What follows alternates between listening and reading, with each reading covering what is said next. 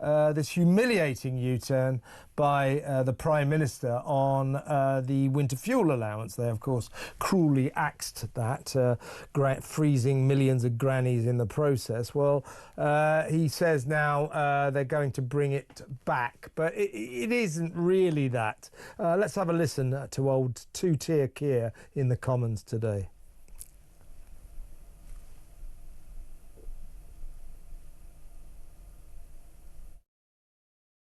As the economy improves, we want to make sure people feel those improvements in their days as their lives go forward. And that is why we want to ensure that as we go forward, more pensioners are eligible for winter fuel payments.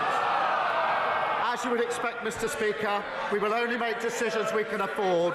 That is why we will look at that as part of a fiscal event.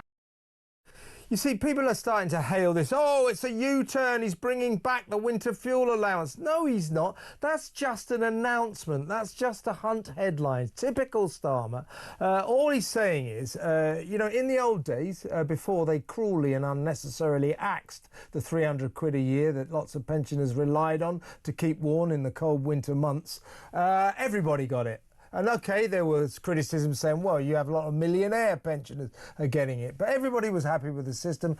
Didn't cost the government all that much money. It was handy. They axed it. Now he says, oh, I'm bringing it. He's not. They're going to mean test it. They're going to. It's not bringing back the winter fuel allowance. It's just another Keir Starmer snake oil salesman announcement. Anyway, why does he talk like that? I mean, does he not understand that most people don't know what a fiscal event is and that no normal says fiscal event? What he means is at the next budget. How about you just say that and then people might understand what you're on about?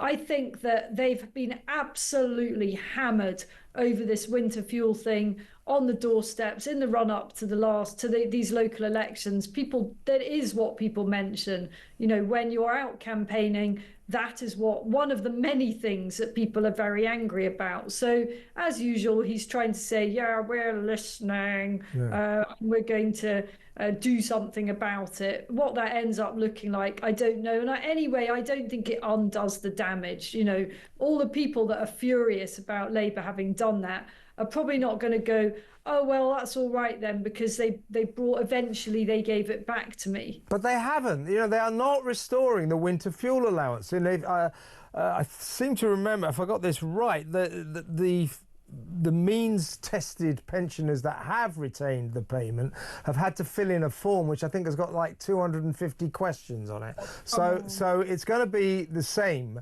for the more people who get it. But this is not the restoration of the winter fuel allowance. The winter fuel allowance used to go, no questions asked, 300 quid to every pensioner in the land. That is not being restored. This is just a PR stunt by a Prime Minister who made the mistake of his life and is not actually making that mistake good. He's going to continue with it. So don't get fooled by that. Talking of useless, annoying, pathetic socialist politicians, let's move on to David Lammy, the Foreign Secretary. Now, this was a guy that I seem to recall was not exactly effusive in his condemnation of what happened on October the 7th, when Hamas, of course, committed that terrible atrocity against innocent Jewish people, killing 1,200, raping women, literally putting babies into the oven and cooking them, that kind of thing. He didn't say a whole lot after that. It was vaguely, oh, we stand with Israel. Yes, yes, yes.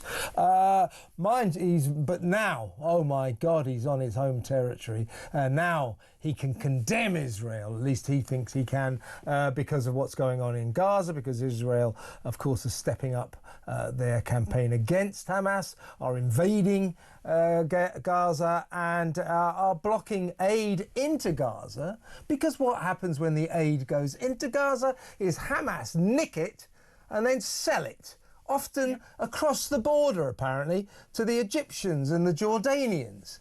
You know, so that's why they're not letting aid in. This is just ridiculous. Anyway, check out how happy, how thrilled David Lammy is to be on his favoured territory. condemning the Jews, condemning Israel. Take it away, Dave. Netanyahu's government is planning to drive Gazans from their homes into a corner of the Strip to the south and permit them a fraction of the aid that they need. Yesterday, Minister Smodrick even spoke of Israeli forces cleansing Gaza.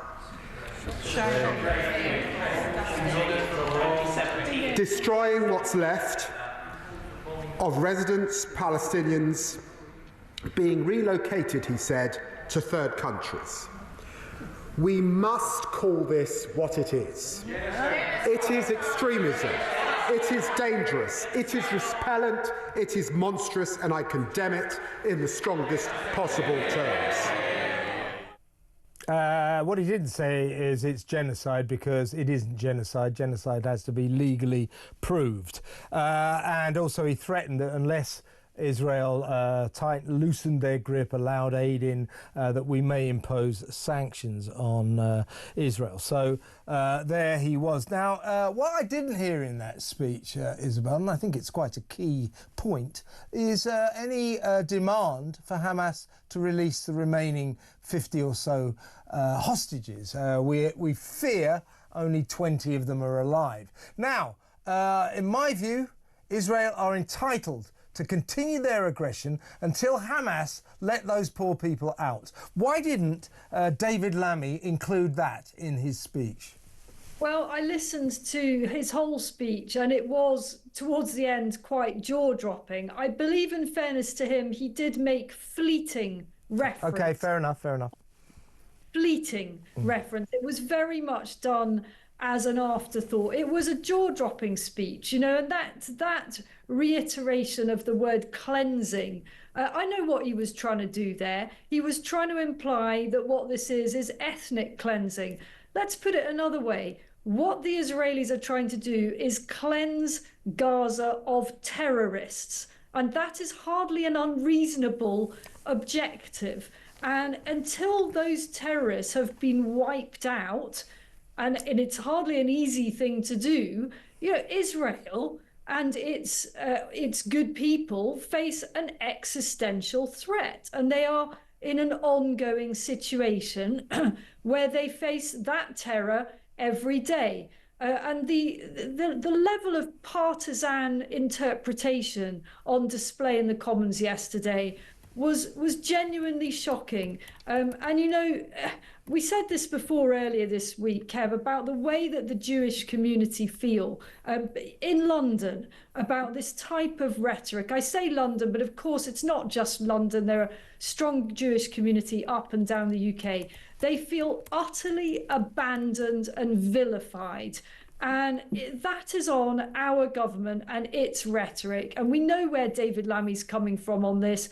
And he's not even making any pretense at being even-handed. It was awful. Yeah, and the government, of course, is embracing the incredibly anti-Israel biased United Nations contention given by its humanitarian chief, a guy called Tom Fletcher, predicting that in the next 48 hours, unless something is done, unless they let aid in, 14,000 babies will die in Gaza. Where do you think they got that number from? Oh, I know, something like this, plucked it out of the air. I mean, and this is enshrined by our government, the BBC. Oh, the UN just said 14,000 Gazan babies are going to die in the next 48 hours. What a load of claptrap. Yeah, I mean, it's very hard to know exactly what's going on, but those figures are just plucked out of absolutely nowhere. The other thing I noted yesterday in Parliament was David Lammy boasting about restoring or wanting to restore aid under UNRWA. I mean, UNRWA is so discredited, this so-called aid programme that swallows up millions of pounds of British taxpayers' money. that then goes basically into Hamas pockets. Brilliant idea, guys. Thanks for restoring that one. Jeez. It's the enthusiasm with which they go at Israel. They're never happier than when they're attacking Israel. Typical socialists. Some might call it verging on anti-Semitism, but I couldn't possibly comment. Thank you very much, Isabel.